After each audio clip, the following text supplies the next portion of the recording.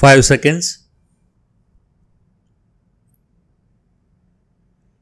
It is evident that we shall hardly succeed in our business relations unless we understand something of the law that guards and guarantees our legal rights, and in the last resort enforces the performance of bargains. We must, in our duties as ordinary citizens, have some degree of knowledge in the laws in order that we may protect ourselves against the felonious acts of felons or would-be felons. In matters of business, we need to have a keener appreciation of our rights and obligations, or we shall probably fall into serious mistakes and possibly lose our whole fortune. Certainly, we are not to suppose that men act honorably in business merely because they are constrained by the law. Merchants, factors, agents, and owners of factories perform their contracts without thinking about the possibility of a lawsuit, even as they respect the property of their neighbors from other motives than a dread of punishment for thieving. Confidence in the honesty of others there must be, or business would be impossible.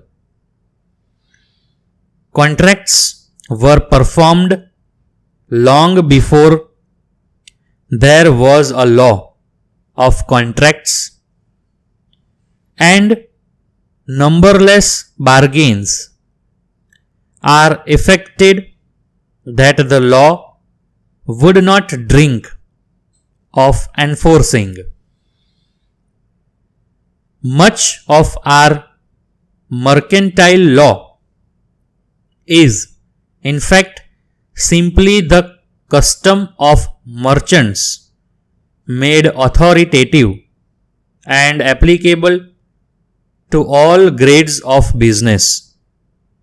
What men have found convenient to do, what has conduced to the smooth working of buying and selling, has been adopted and made effective, and few seek to avoid their obligations. The merchants enjoyed special privileges and were subject to special duties, and their usages were binding only upon them.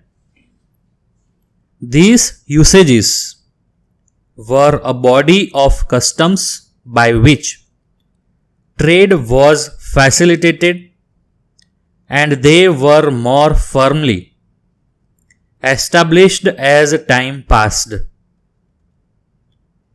Recognized as binding by the merchants, this body of customs was gradually incorporated into the law that everyone, whether merchant or farmer, factor or agent, is constrained to observe.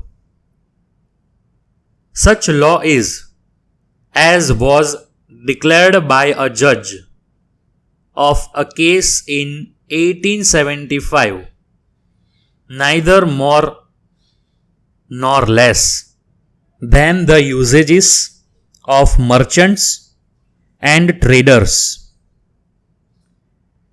They have been ratified by the decision of courts of law, which, upon such usage being proved before them, have adopted them as settled law. In the present tendency to consolidate the law, most of the usages are contained in the Sales of Goods Act of 1893.